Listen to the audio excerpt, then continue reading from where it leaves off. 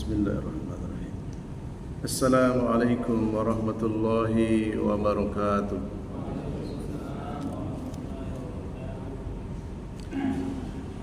Innal hamdalillah nahmaduhu wa nasta'inuhu wa nastahdi wa nastaghfiruh wa natubu ilaihi wa na'udzu billahi min sururi anfusina wa min sayyiati a'malina. Man yahdihillahu fala mudilla lahu wa may yudlil fala hadiyalah. Ashhadu an la ilaha illallah wahdahu la syarika lah. Wa ashhadu anna Muhammadan abduhu wa rasuluh. Ya ayyuhalladzina amanu taqullaha haqqa tuqatih wa la tamutunna illa wa antum muslimun. Ya ayyuhan nasu taqu rabbakumul ladzi khalaqakum min nafsin wahidah wa khalaqa minha zawjaha wa batha minhuma rijalan katsiran wa nisaa'a wattaqullaha alladzi tasaaluna bihi wal arham innallaha kana 'alaikum raqiba. Ya ayyuhalladzina amanu taqullaha wa qulu qawlan sadida yuslih lakum a'malakum wa yaghfir lakum dunubakum wa man yuti'illaha wa rasulahu faqad faza fawzan 'azima.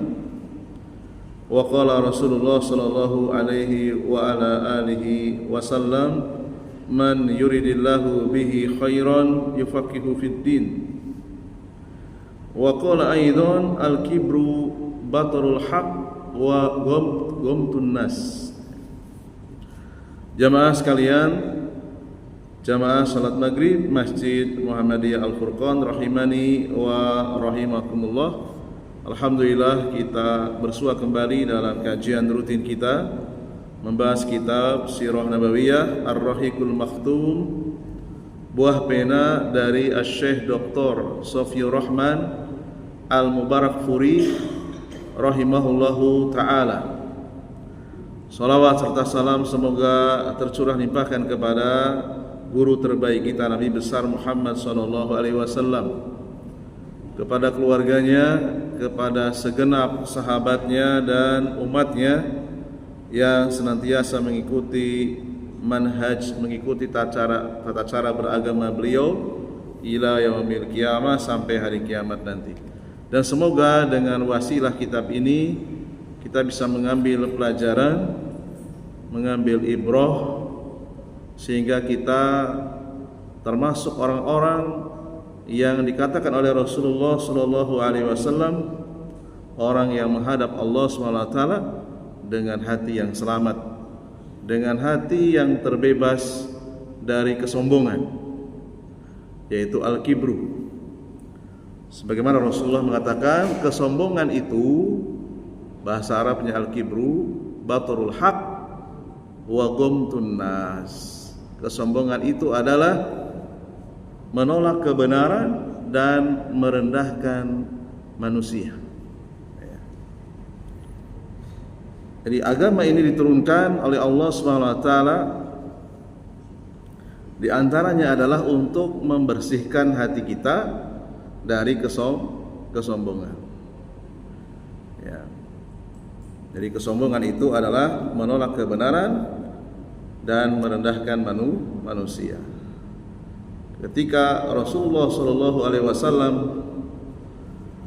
menyampaikan nasihat kepada para sahabat, dan juga para sahabat menyampaikan nasihat kepada generasi berikutnya, maka tolak ukur seseorang itu telah bersih batinnya dari kesombongan adalah ketika diberikan nasihat, ia tidak menolaknya, ia menerimanya. Ya, selama nasihat itu tidak bertentangan dengan syariat, baik itu urusan akhirat ataupun perkara dunia, maka hendaknya tidak boleh ditolak, apalagi direndahkan. Ya, siapapun orang yang memberikan nasihat kepada kita, selama itu tidak bertentangan dengan syariat, maka hendaknya diterima. karena khawatir ketika kita menolaknya dan merendahkannya, kita termasuk orang yang dikatakan oleh Rasulullah SAW memiliki sifat al-kibru. Apa itu? Kesombongan. Dan di dalam hadis yang lain, orang yang masih memiliki kesombongan di dalam hatinya, dia tidak akan masuk surga kecuali harus dibersihkan dulu. Dan di antara makhluk yang pertama kali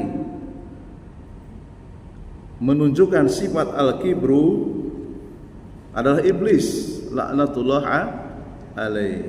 Iblis tidak mau menerima perintah, tidak mau menerima nasihat. Ketika disuruh oleh Allah Subhanahu wa taala untuk memberikan penghormatan kepada Adam alaihissalam, iblis mengatakan apa? Ana khairum minhu, saya lebih baik dari dia, tak pantas saya diperintah, tak pantas disuruh. Jangan sampai kita termasuk orang-orang yang mewarisi karakter iblis.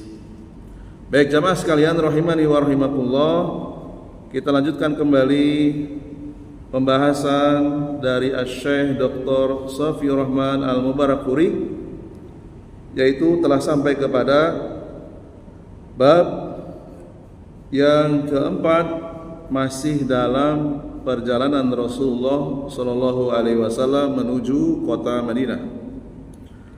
Qala al-muallifu rahimahullahu ta'ala, wa tabi'ahuma fit tariqi Suraqatu ibnu Malik. Suraqah bin Malik melakukan perburuan, melakukan pengejaran, yaitu yang dikejar adalah Rasulullah dan Abu Bakar As-Siddiq. Suraqah bin Malik menceritakan kisahnya sendiri, karena Suraqah ini selain menjadi saksi dalam perburuan, beliau juga di kesempatan yang lain masuk Islam, sehingga para ahli sejarah, para ahli riwayat itu sempat mendapatkan kisah secara rinci dari seorang Suraqah bin Malik. Suraqah bin Malik menceritakan, beliau mengatakan, bainama ana jalisun fi majlisi min majalisi qaumi Bani Mudlij, aqbala rajulun minhum hatta qama alaina. Suraqah menceritakan, ketika aku sedang duduk santai di tempat biasa kami nongkrong bersama kaumku, yaitu Bani Mudlij. Tiba-tiba datanglah seorang laki-laki dari kaumnya, kemudian berdiri di hadapan kami. Wa nahnu julusun, sedangkan kami sedang duduk santai. Faqala, laki-laki tersebut menyampaikan kepada Suraqah, ya Suraqah, inni ra'aitu anifan aswidah bisahili aroha Muhammadan wa ashabahu. Aku baru saja melihat para musuh berada di pesisir pantai. Aku yakin di antara mereka itu ada orang yang bernama Muhammad dan para sahabatnya. Jadi Suraqah bin Malik ini bagian dari kelompok orang-orang Quraisy yang masih keras memusuhi Rasulullah sallallahu alaihi wasallam, sehingga dengan mengungkapkan aku melihat para musuh, ya berarti masih belum bisa menerima Rasulullah sallallahu alaihi wasallam sebagai utusan Allah. Qala Suraqah mengatakan, fa'arabtu annahum hum, faqultu lahu innahum laisu bihim walakinnaka ra'aita fulanan wa fulanan. Ya. Suraqah tahu yang diceritakan laki-laki tersebut itu sebenarnya Muhammad dan para sahabat, yaitu Rasulullah SAW. Namun Suraqah ini agak sedikit licik gitu ya, licik dia. Jadi dia tidak mau orang lain yang menangkap. Dia pengen hanya dia yang bisa menangkap Rasulullah dan Abu Bakar. Sehingga Suraqah ini membodohi laki-laki tersebut dengan mengatakan, innahum laisu bihim walakinnaka ra'aita fulanan wa fulana. Yang kamu lihat itu bukan Muhammad, itu orang lain. Itu kira-kira. Ya. In talaku bi ayunina. Ya. Yang kamu lihat itu bagian dari kelompok kita yang tadi berangkat gitu. Disamarkan oleh Suraqah. Dia tahu maksudnya adalah ketika laki-laki tersebut tidak meyakini yang ada di pesisir pantai itu Rasulullah, sehingga dia punya kesempatan satu-satunya yang bisa menangkap Rasulullah, sehingga dia mendapatkan sayembara dengan hadiah yang sangat fantastis. Berapa? 100 unta. Kalau dikurskan saya nggak tahu berapa triliun ya, 1 unta itu berapa miliar. Summa labistu fil majlisi sa'atan summa qumtu fadakhaltu fa amartu jariyati an tukhrija farashi wa hiya min wara'i akmata. Ya. Lalu kemudian Suraqah ini cerdik, dia ingin mendapatkan sayembara 100 unta. Kemudian dia diam-diam masuk ke rumahnya dan membisikkan atau menyuruh dengan pelan-pelan kepada budaknya, yaitu budak perempuannya, untuk mengeluarkan kudanya.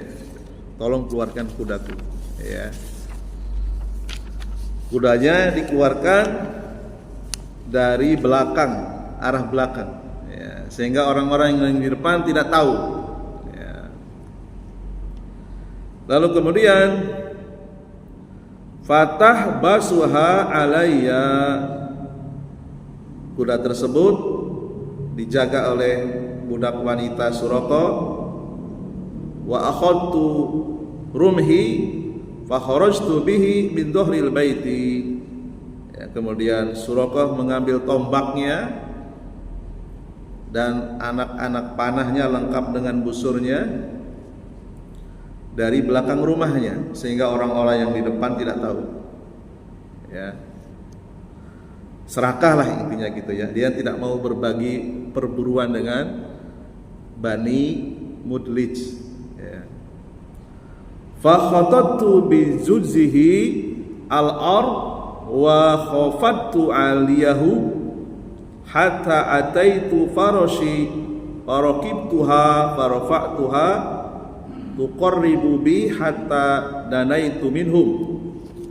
Lalu kemudian Suraqah membuat garis, ya, seakan-akan tanda mulai keberangkatan gitu ya, dengan tombaknya.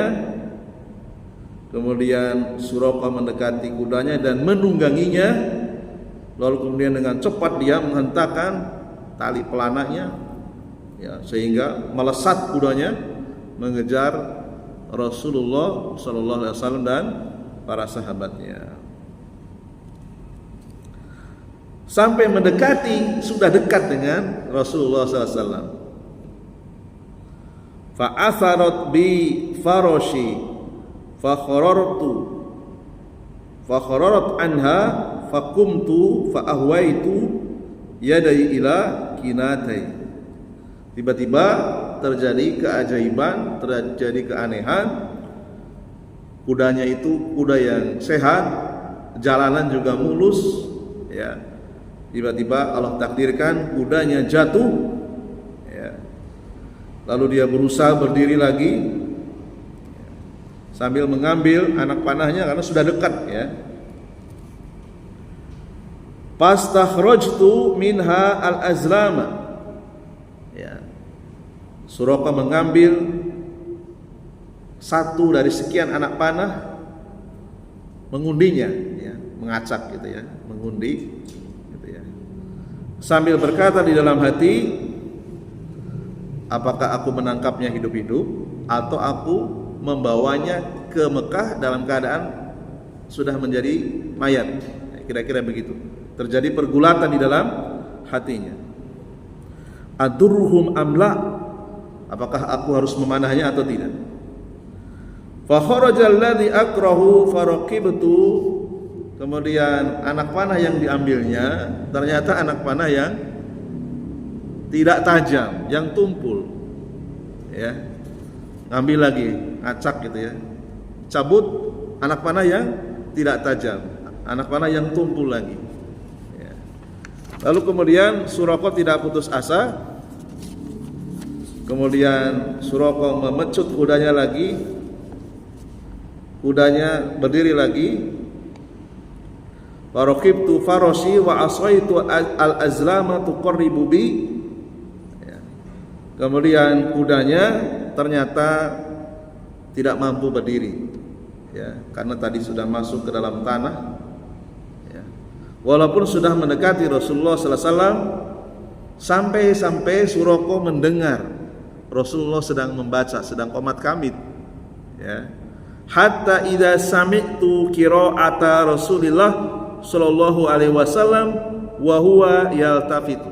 Rasulullah qomat kamit, ya, Rasulullah itu senantiasa lidahnya basah, ya, berzikir, ya, dan tidak menoleh ke belakang, pandangannya tetap ke arah depan. Wa Abu Bakrin yuksiru iltifat, sementara Abu Bakar menoleh ke belakang, khawatir karena melihat dengan jelas Suraqah sudah ngincer, ya, sudah ngintai dengan anak panahnya. Sahot yada farosi fil ard, kemudian tiba-tiba terperosok lagi kudanya yang kedua kali ke dalam bumi. Hatta balagota rukbataini, sampai dalam sekali, sampai lutut kudanya masuk. Ya. Fa kharrarat anha summa jazartuha fanahdohtu fanahadtu falam takad tukhrij yadaiha falam takad tahruj yadaiha falamma istawat qaimatun, sehingga jatuh kudanya. Kemudian Suraqah berusaha menghentakkan tali kekang kuda tersebut, ya. Namun kudanya kesulitan, ya, kesulitan untuk berdiri karena sudah nancap ke tanah dua kaki depannya, ya. Idza al-asaru yadaiha gubarun sato'a fis samai misla dukhon, dan pada saat itu Suraqah merasakan keanehan yang luar biasa. Dari kedua kaki kuda yang terbenam ke dalam bumi keluar debu dan ada cahayanya, ya, ada cahayanya seperti asap bercampur dengan cahaya, mislu dukhon, ya, seperti asap, kepulan asap ada cahaya. Nah, itu sengaja Allah SWT memperlihatkan keajaiban di depan seorang Suraqah bin Malik, ya, diperlihatkan di depan musuhnya Rasulullah SAW. Ya. Pastak samtu bil azlam fa kharaja alladhi aqrahu fanudadiyathum fanadaituhum bil aman. Dengan melihat keanehan yang luar biasa tersebut, ya, sudahlah kedua kaki masuk ke dalam bumi, tiba-tiba keluar asap, aneh lah pokoknya gitu ya.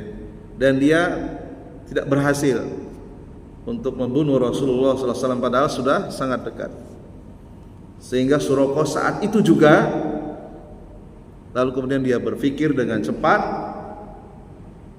rasa-rasanya nggak mungkin saya berhasil untuk menangkap, apalagi membunuh. Padahal jaraknya sudah sangat dekat. Ya.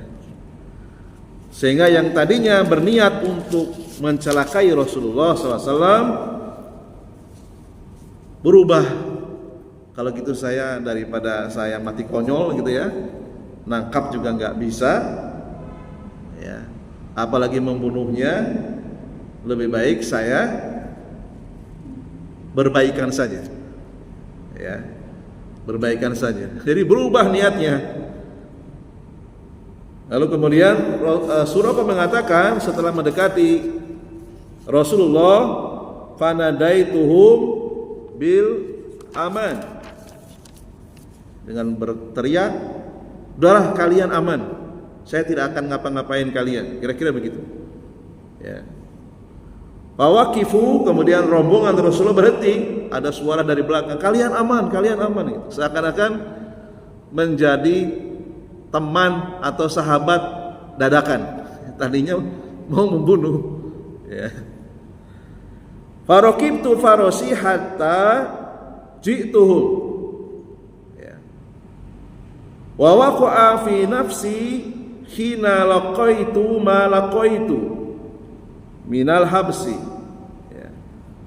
Jadi setelah Suraqah melihat keanehan tadi, berapa kali akan memanah, anak panahnya selalu yang diambil anak panah yang tumpul, belum lagi kudanya terperosok sampai 2 kali, ya. Sehingga berubah niatnya, ingin berdamai dan justru malah menawarkan kepada Rasulullah SAW. Gitu kan. Namanya hati ya, bolak-balik, ya.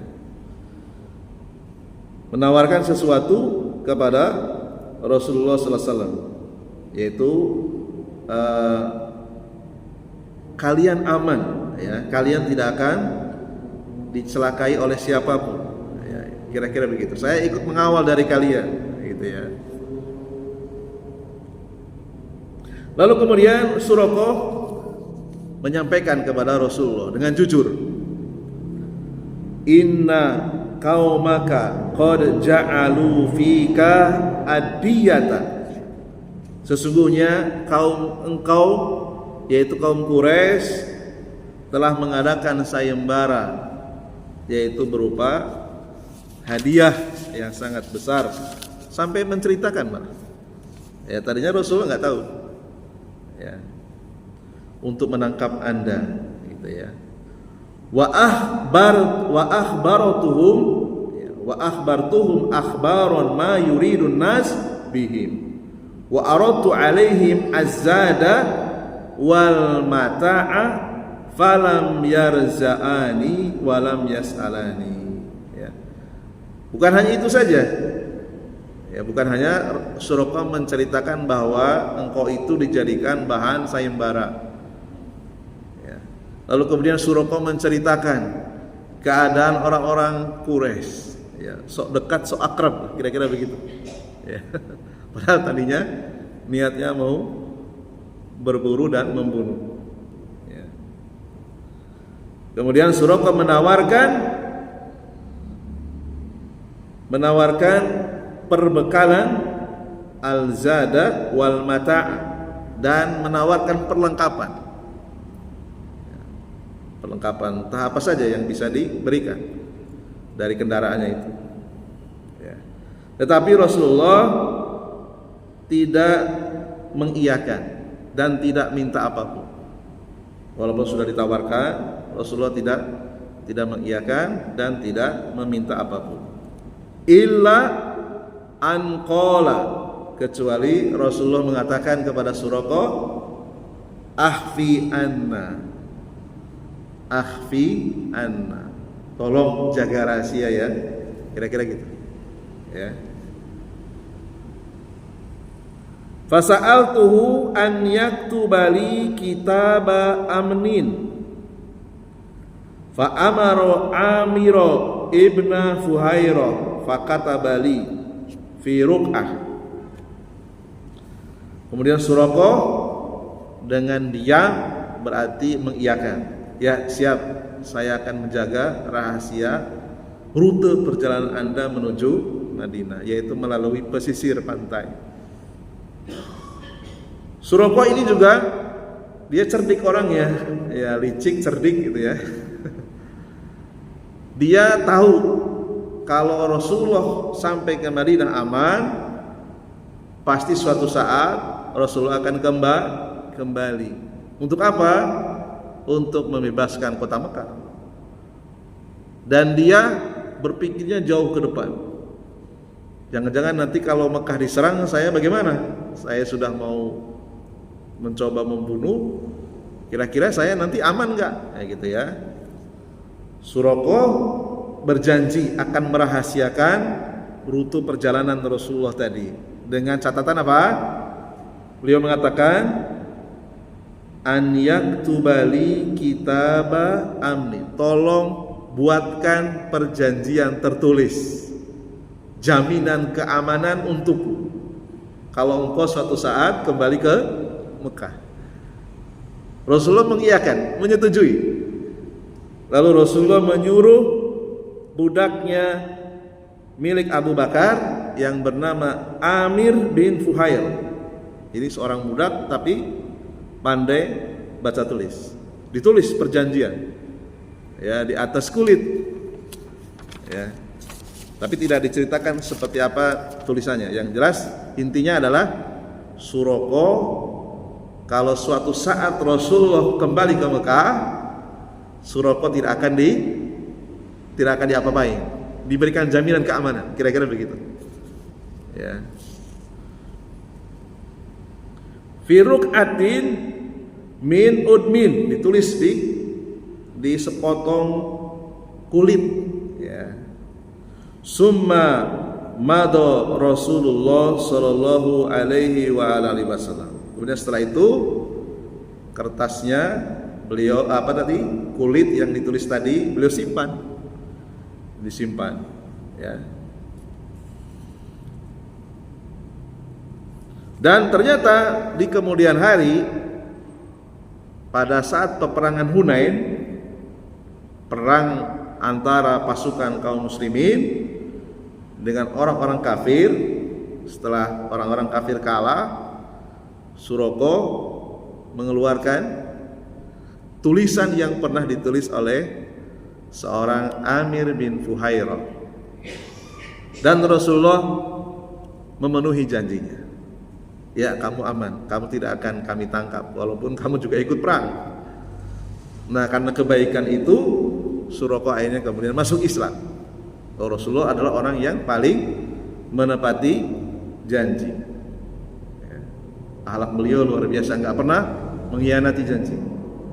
Akhirnya Suraqah di kemudian hari masuk Islam setelah terjadinya perang Hunain.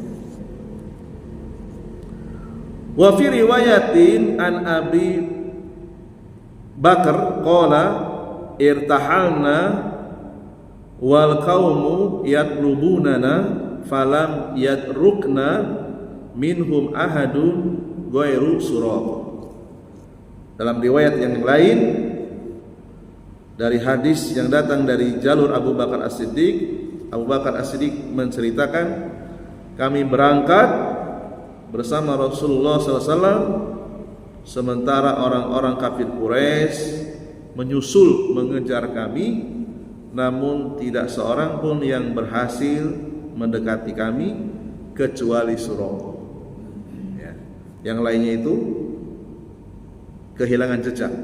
Cuma Suraqah yang berhasil mendekati Rasulullah sallallahu alaihi wa ala alihi wasallam. Fakultu,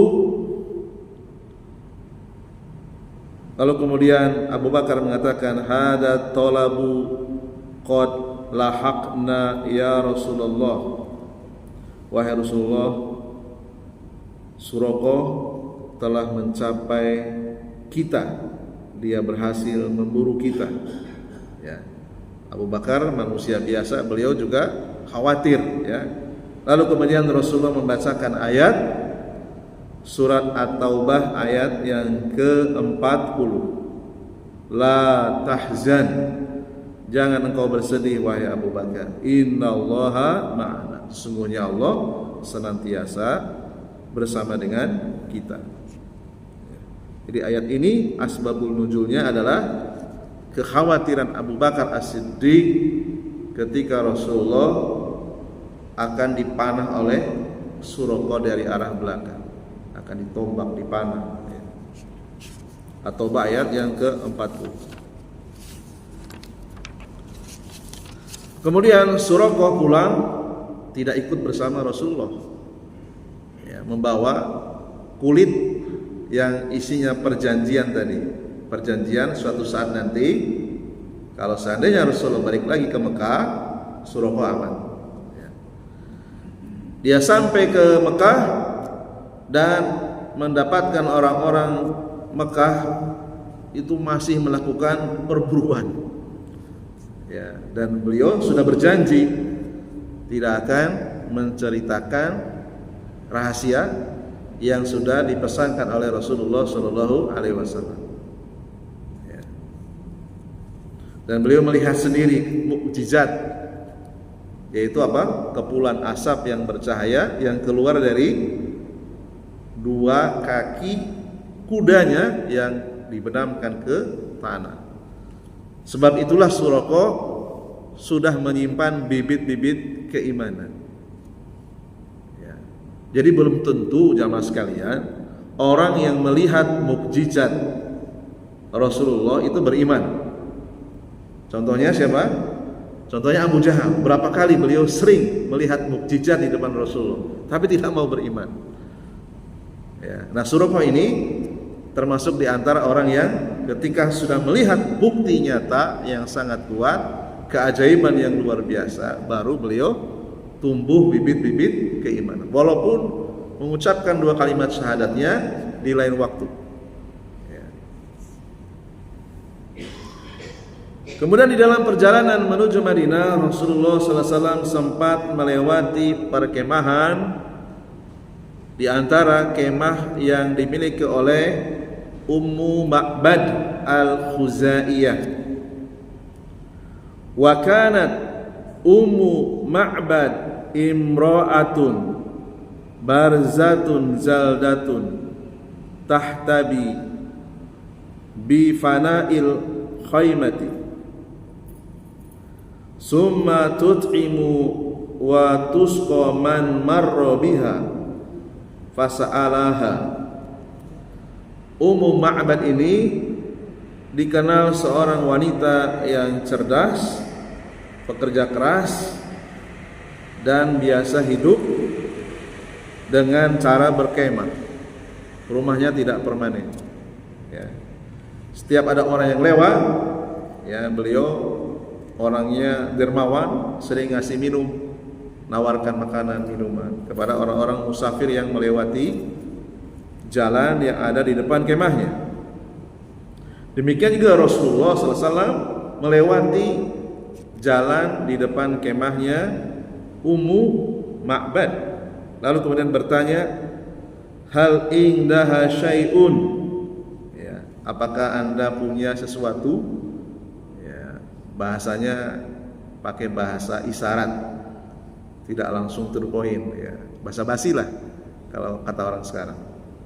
Hal indaha syai'un, apakah engkau punya sesuatu? Sesuatu itu maksudnya yang bisa diminum. Faqalat, kemudian Ummu Ma'bad menjawab, wallahi law kana indana syai'un ma a'uzukum. Seandainya aku punya sesuatu yang bisa dihidangkan, tentu aku tidak akan bersikap pelit kepada kalian, gitu ya. Al-kiro wasya'a azibun. Al-kiro itu maknanya hidangan, dan beliau mengatakan wasya'u azibun, kambing-kambing kami sedang digembalakan di tempat yang jauh. Artinya tidak ada kambing yang bisa diperah susunya. Jadi di Arab Saudi dahulu budaya mereka itu sering minum air susu perahan dari kambing. Wa kana sanatun sabha, dan kejadian itu di tahun yang sedang mengalami kemarau panjang, tahun paceklik, ya. Fanadhara Rasulullah sallallahu alaihi wasallam ila syatin fi kasril khaymati. Lalu kemudian Rasulullah menoleh ke seekor kambing yang berada di samping kemahnya Ummu Ma'bad. Faqala, lalu kemudian bertanya, "Ma hadhihi syatu ya Umma Ma'bad?" Ya. Wahai Ummu Ma'bad, kambing ini kira-kira gimana? Kira-kira ya, tanya begitu ya. Qalat syatun khalfaha al-juhdu anil ghanam. Kambing ini kambing yang kurus kering, ya, yang sudah tidak nafsu makan, ya, kira-kira kambingnya sakit-sakitan lah, gitu ya, di antara kambing-kambing yang lainnya, sehingga tidak ikut digembalakan. Faqala, Rasulullah bertanya lagi, hal biha min labani, kambing ini ada air susunya enggak, gitu ya. Rasulullah nanya. Qalat hiya ajhadu min dzalika, jangankan air susu, ya, makan aja kambing ini sudah tidak nafsu. Jadi kambing ini boro-boro ada air susunya lah, gitu. Dijawab oleh Ummu Ma'bad. Kemudian Rasulullah mengatakan, ata zanina li an ahlubaha, kira-kira kau izinkan gak aku untuk memerah puting susunya, gitu ya. Minta izin Rasulullah. Qala, Ummu Ma'bad mengatakan, na'am, iya silakan kalau engkau berkenan, gitu ya. Na'am bi abi wa ummi in ra'aita biha halban fahlubha, jika engkau memang berkenan silahkan, ya, silahkan kalau memang menurut Anda kambing yang kurus kering ini ada air susunya. Lalu kemudian Rasulullah famasaha Rasulullah sallallahu alaihi wasallam biyadihi dor'ah. Rasulullah mengusap, ya, puting susu kambing yang kurus tadi dengan tangannya, wasamallaha wada'a. Kemudian beliau berzikir dan berdoa, ya. Fatafazzat alaihi wadarrat. Kemudian setelah selesai berdoa, diperas, ya, puting susu kambing yang kurus tadi. Tiba-tiba ketika diperas itu mengembang lalu kemudian mengalirkan air susunya. Ini juga termasuk di antara mukjizat yang diperlihatkan di depan Ummu Ma'bad. Ya, secara sains mustahil, gitu ya, kambing ini mengeluarkan air susu, ya. Lalu kemudian Rasulullah meminta wadah yang dimiliki oleh Ummu Ma'bad, tolong berikan kepadaku wadah yang besar. Diperas, yarbidu rohto, dan wadah tersebut menampung air susu yang banyak, bahkan bisa dinikmati oleh rombongannya Rasulullah SAW. Ya, ini juga keajaiban. Fahalaba fihi hatta allattuhu ragwah fasaqoha fasharibat hatta rawaitu wasaqu ashabu. Kemudian rombongan Rasulullah, Abu Bakar dan Amir bin Fuhairah serta penunjuk jalan Abdullah bin Uraikid meminumnya, dan orang-orang yang lewat juga ikut meminumnya. Setelah mereka puas, barulah Rasulullah terakhir, ya. Beliau mendahulukan orang-orang di sekitarnya dulu, ya. Baru setelah itu Rasulullah memeras lagi, meninggalkan air susu yang terakhir untuk keluarganya Ummu Ma'bad, ya. Inilah beberapa potongan cerita perjalanan Rasulullah SAW menuju kota Madinah, keajaiban yang Allah tampakkan sebagai mukjizat yang secara nalar mustahil, ya, tapi itulah mukjizat Allah tunjukkan kebesarannya ketika di masa-masa yang sulit, ya. Mungkin insya Allah kita akan lanjutkan, masih ceritanya belum selesai tentang kisah bertemunya Rasulullah dengan Ummu Ma'bad. Subhanakallahumma wa bihamdika asyhadu an la ilaha illa anta astaghfiruka wa atubu ilaik. Assalamualaikum warahmatullahi wabarakatuh.